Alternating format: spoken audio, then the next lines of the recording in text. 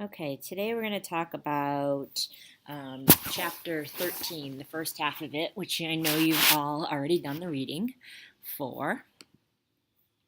So we are leading up to the Civil War, which happens right after the election. It begins, to break apart right after the election of Abraham Lincoln in 1860.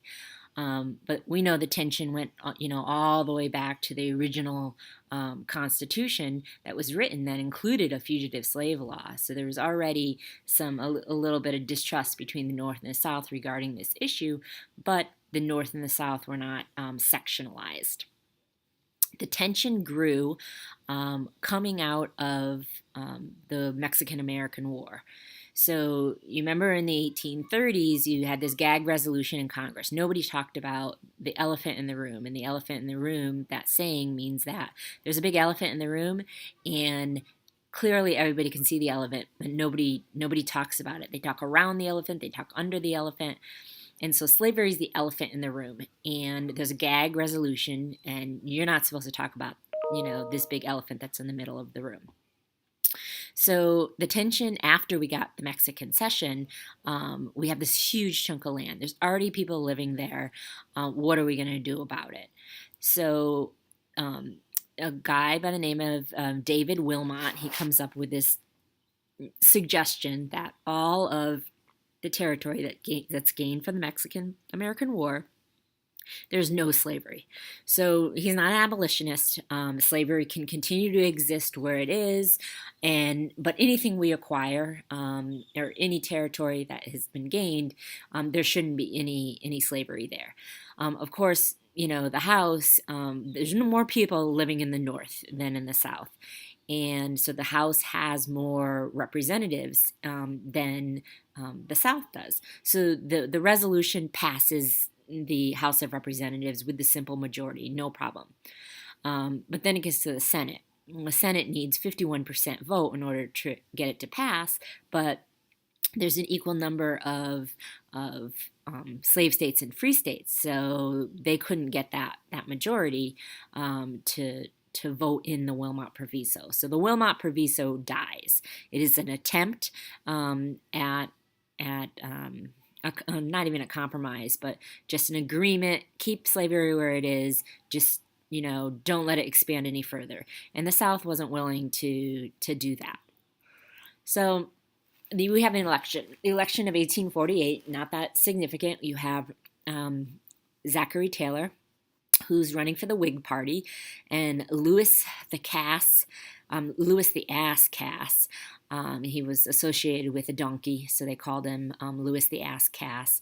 The Taylor campaign called him that. And he was a Northerner, a Democrat, and he loses to Taylor, who's a hero of the Mexican-American War. And he wins the election. And again, this isn't an election about North versus South. This is just, and the Whigs were everywhere. Whigs were, Daniel Webster from Connecticut was a Whig. So the Whig Party at this point was stronger, and Taylor won the election. Also in 1848, you had the California Gold Rush. You had people moving in to California from the West and even overseas. In 1849. 49 is when the rush happened. The gold was discovered in 48. So you have the San Francisco 49ers named after this gold rush that happened in 1849. But there's a lot of lawlessness in California because there you have this huge influx of people and no government to say, to protect the rights of individuals. So what you have is a real strong need for California to become a state. But the current balance is 15 free, 15 slave. California wants to be a free state, and there needs to be a compromise made in order for that to happen. Okay, so we have the Compromise of 1850, authored by a couple of big names. You have names like Henry Clay and Daniel Webster and John C. Calhoun, and a new guy by the name of Stephen Douglas from Illinois. and the talk is what to do with the lands acquired from Mexico. So here's a balance that the North and the South compromised on, but neither side was like really thrilled about it, because while the men at the table might have been okay with it, bringing it back to the North and the South, neither were happy with what the other side got. So what happened was California became a free state. So the balance was tipped 16-15. And it tips to the north. The power tips to the north. New Mexico and Utah would become open to something called popular sovereignty. And the idea of popular sovereignty was that the settlers who moved into a territory, once there was enough settlers to apply for statehood, they could hold a special election, kind of like a referendum. Or here in California, you might call it a proposition, and so maybe it's Prop A. So Prop A calls for the abolition of slavery, or Prop A calls for slavery in the territory or in the future state, and all the people in the territory will go and they'll vote on this proposition. And if it passes, then the territory will apply for a statehood as a slave state. If it doesn't, they'll apply as a free state. So it's really open to the settlers in the land to decide whether or not they want slavery, and not open to the legislature in the East about whether or not they want to legislate slavery into any of those territories. So New Mexico and Utah made up huge, huge territories. It wasn't just the state of New Mexico and Utah, but large chunks of land, including Arizona, Nevada, Arizona. I said Arizona. Wyoming. So it was a large part of area. There would also be a stricter fugitive slave law. So the fugitive slave law, all the way from the Constitution, was going to be made stricter, a lot stricter. And we'll get into that in the next slide. The slave trade was abolished in Washington, D.C., and the slave trade is the buying and selling of slaves. So it wasn't already the Atlantic slave trade had been abolished. So the only way to get slaves in the U.S. if you wanted one was to go and purchase one. And Washington, D.C. had a slave trade. They wanted that to be a neutral ground. Maybe hold the slave trade down in Charleston, but certainly not in the nation's capital. So they abolished it there. That was a minor concession to the North, but neither side was really, really happy with what they got. The North really, really struggled, had a hard time with this new fugitive slave law, because it basically made everybody in the North kind of a mini policeman, where they can turn in somebody that was African American, that was black, that they just thought was a slave. And if the judge said, "Oh, yep, you're a slave," they would ship him back down to the South.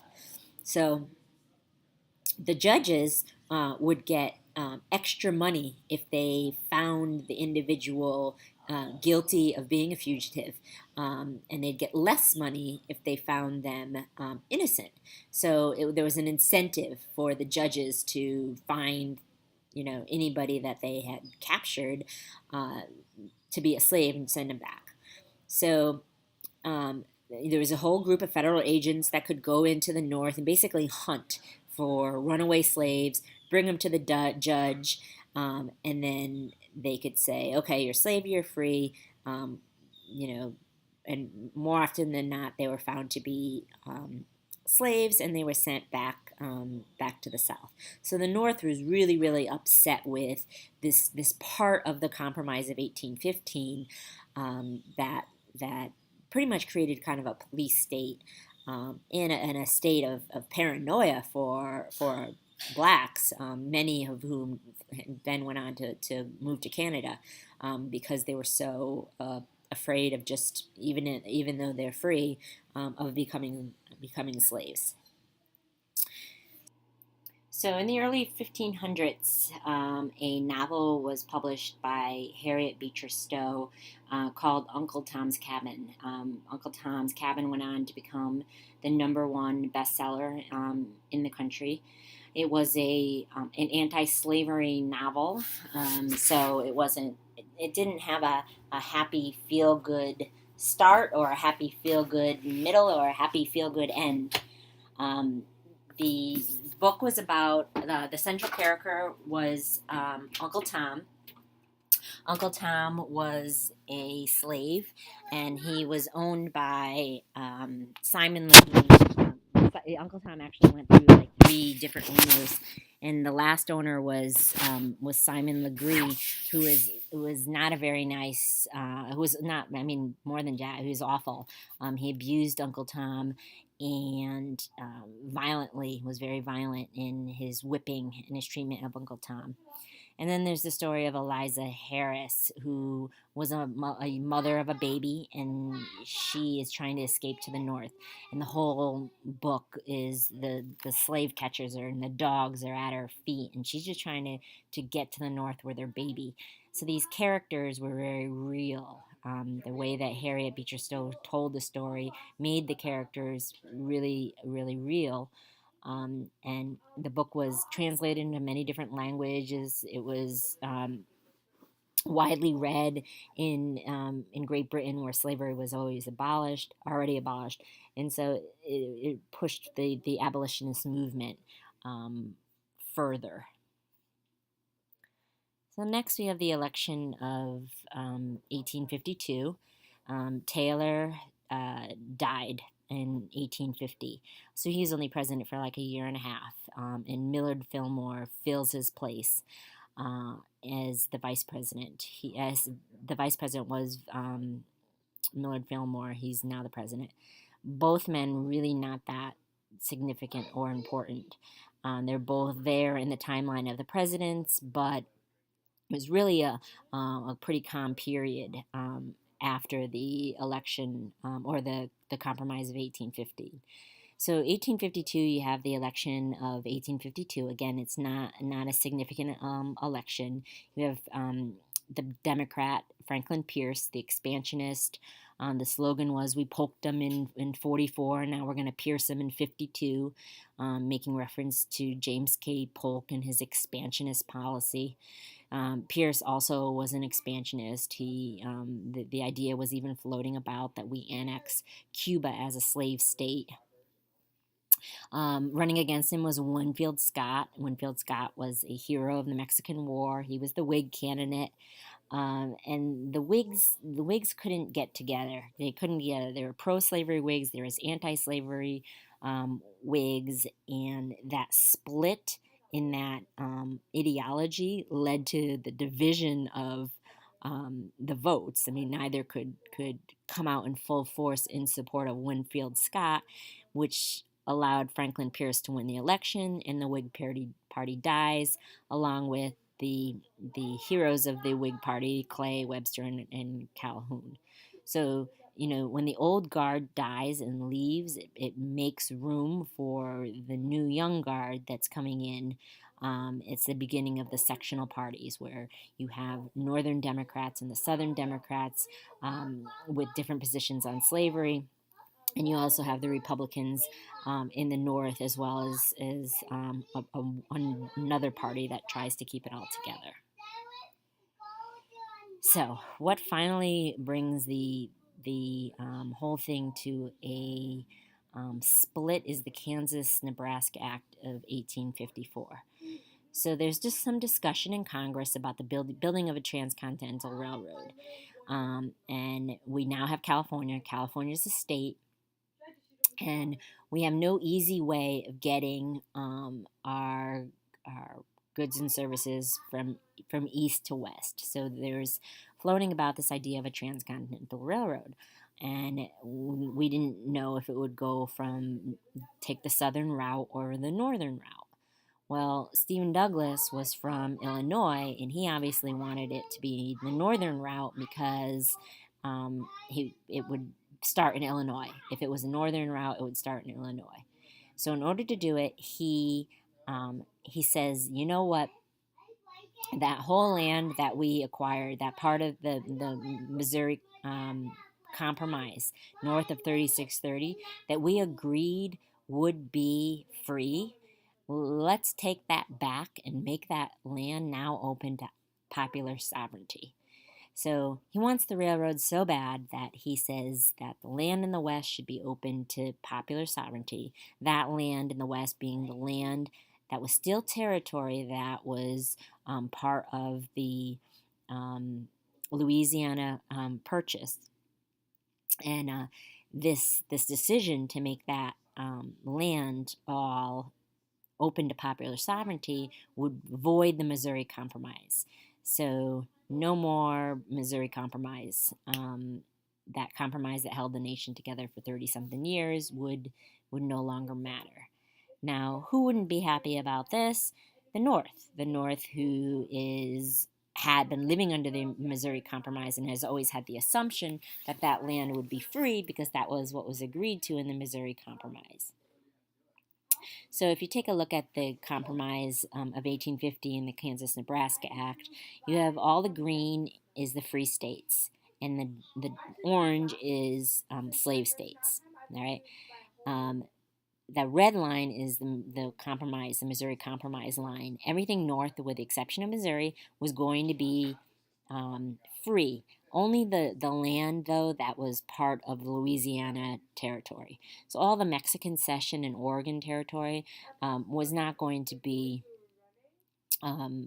was not going to be free or slave. That was to be decided by something else. But to get from Illinois, if you look on the map, to get to Illinois to California for that transcontinental railroad, you had to go through this land that was going to be free land. And anywhere a railroad is built, that land is going to be built up around it, and it's going to become settled land.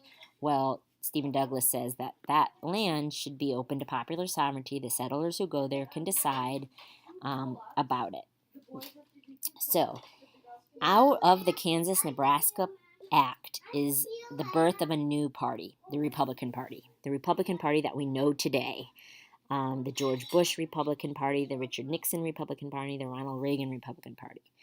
So it's not the same exact, obviously the positions, the things that it stands for have shifted over time. So the opponents of this Kansas-Nebraska Act, the ones that felt that Stephen Douglas sold them out, formed a new political party. So Whigs that defected, such as Abraham Lincoln. You had know-nothings who believed in opposed to immigration, who had free soilers who didn't want the spread of slavery, and this Republican Party quickly became the second party. The Democratic Party is the first party, originating with Andrew Jackson, with the second party being the Republican Party. There was no Republican that existed in the South, quite different than today, where the South is generally red states. In the time of the 1850s, there was no Republican living in the South. So in 1856, they run their first presidential candidate. He doesn't win, but he gets like 30-something% of the popular vote, which is pretty decent. The Abraham Lincoln and the other Republicans wanted to stop the spread of slavery. They were not abolitionists. They didn't believe in ending slavery in the South, but they wanted the West for white people and white people only. So it wasn't like they had a vision for African Americans to be able to move out west and have their own homesteads. A homestead is a piece of land that's about 160 acres, much too small for a plantation. But they didn't want that. What they wanted was for white people to be able to go out there, the Jacksonian Democrat type, not the Jacksonian Democrat, but the type that would have supported a Jacksonian presidency, meaning the common man, the common white man. So what happens is that Kansas is starting to get populated by Northerners. Most of those pioneers coming out for the homesteads, and the South gets upset that all these Northerners are moving in because they assume that Kansas would be a slave state and Nebraska would be free. And what happened was Kansas was starting to look like it was going to be more heavily populated by Northerners and be potentially found to be a free state. So the South got nervous, and slaveholders start to begin moving into Kansas as well. So by 1855, a year after the Kansas-Nebraska Act, you have enough of a population. There's more than 60,000 people living there to vote on a government. And according to popular sovereignty, they were to vote on whether they wanted to be free or slave. So a bunch of people from the pro-slavery South cross the border from Missouri, and they start stuffing the ballot box. All right, and so slavery wins by fraud. So slavery wins by fraud. Now, the anti-slavery rights felt that because they cheated, the pro-slavery rights cheated, that they would just start their own government. So they started their own government in Topeka, Kansas, which it was illegal. You can't just start your own government. But the other government in Lecompton, Kansas, was set up by fraud. All right, so neither was legit.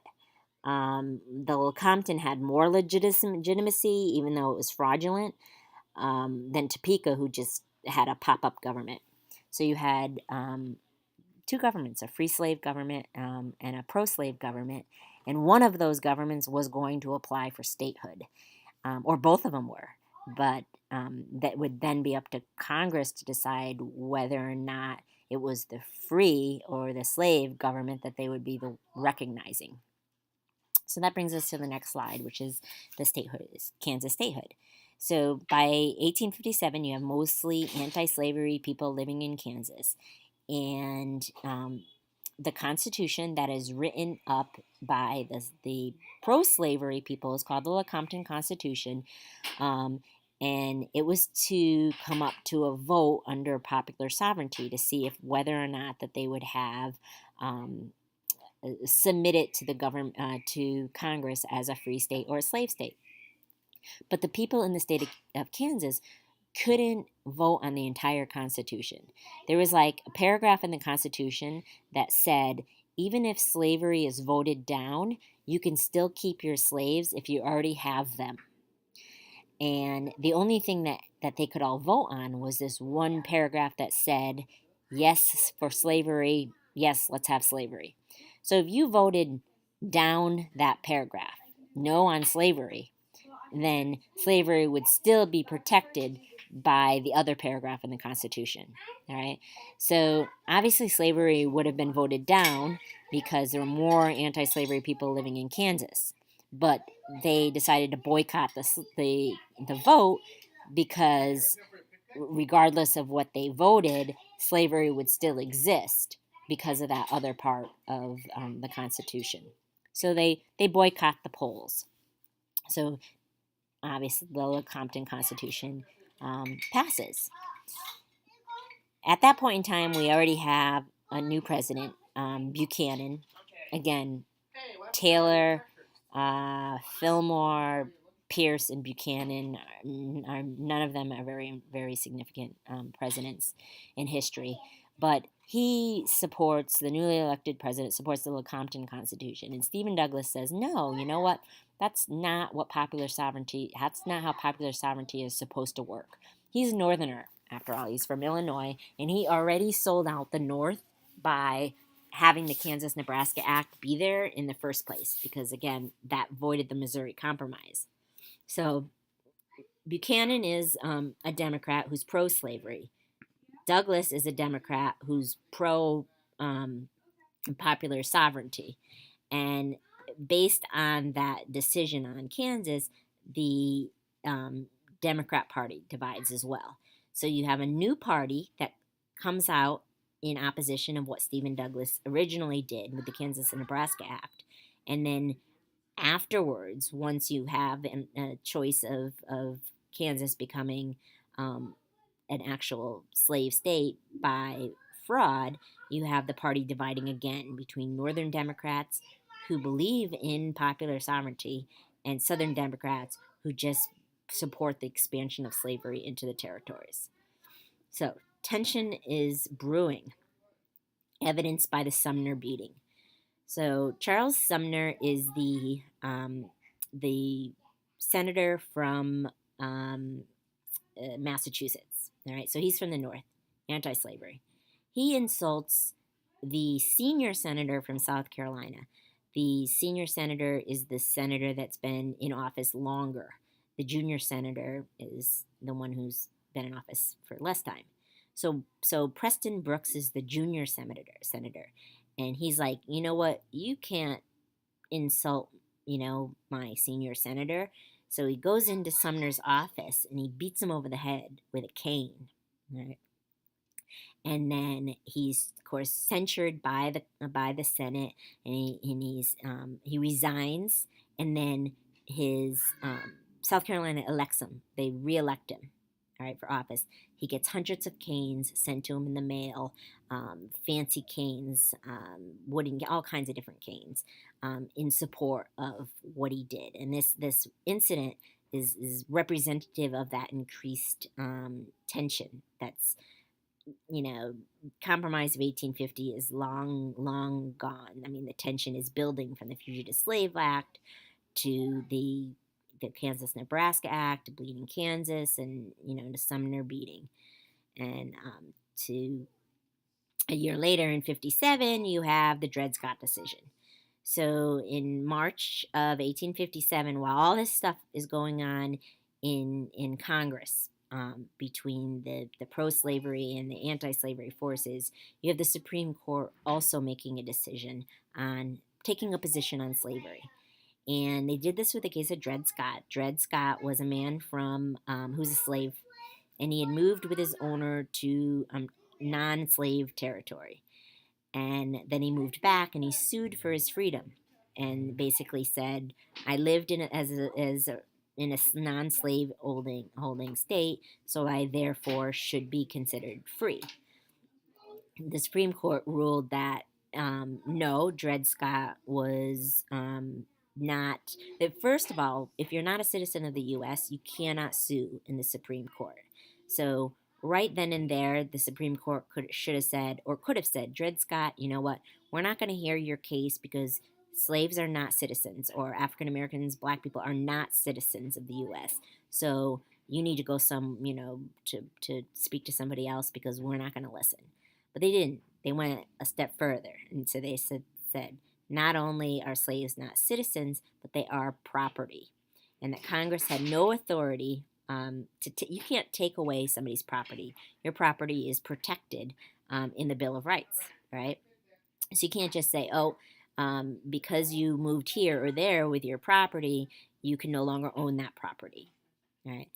The problem is, though, that once this decision is made, it pretty much means that if you are a slaveholder, you can move north, and because slave is your property, you could keep your slave as your slave. So slavery could now exist in the North where it was illegal, merely by just the person traveling with a Southern. So if you were from Kentucky, I guess, and you had a slave and you moved to Massachusetts and brought your slave with you, you could still have your slave because you couldn't be deprived of your property.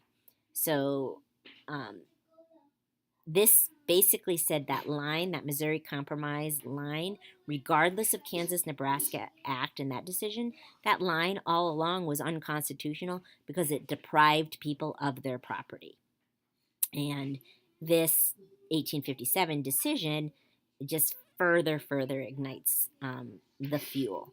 So we still have another 4 years before the Civil War, but I hope you enjoyed this presentation, and if you tune in tomorrow, perhaps you can learn even more about the things that the tensions that contributed to the outbreak of the Civil War.